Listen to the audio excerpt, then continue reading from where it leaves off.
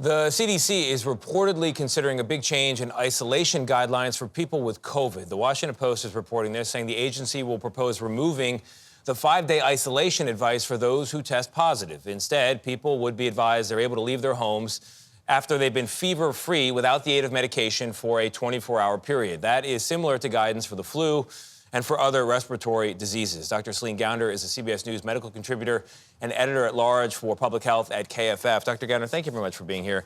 I mean, for a lot of viewers, this is going to sound like an update to the mattress tag writing. Like, I don't know, I'm not paying attention to what it says on the mattress tag anyway, right? They stopped. They've tuned it out. But it is a big change, so why are they doing it now? And we should point out the CDC is not confirming this report yet, so they may not be doing it, but why would it be considered? I think this is really an effort on the part of the CDC to align their guidance with what people are willing and able to do.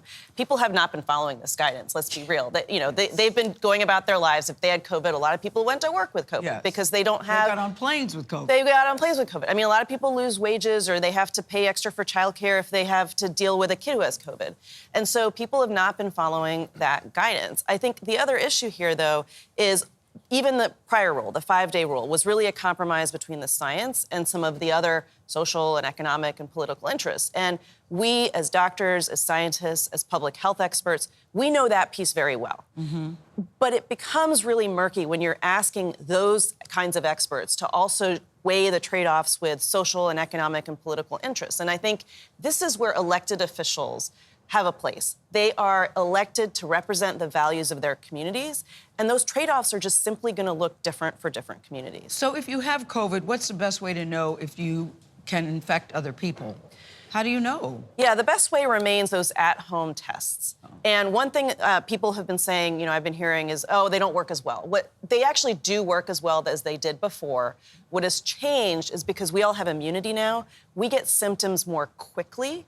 And so it seems like you're testing negative and you already have COVID, and it's just that your symptoms are coming on more quickly than before. The way to use these tests, though, to figure out are you still infectious is as your fever goes away, you're feeling better, then take the test. If you're still positive, you are still infectious to other people. And you should isolate after that. Well, if you want to protect other people, you should. I mean, a lot of people are not doing that. Okay, right? so what about people that are sitting at home right now with a friend saying, see, I told you COVID's not dangerous. We're good. This is where we want it to be, over the hump. Yeah, so we have 20,000 people hospitalized, over 2,000 people dying per week from COVID right now, and it is more dangerous than the flu and other respiratory infections. All right, Dr. Celine Gounder, thank you so much for joining us. Important information, that's for sure.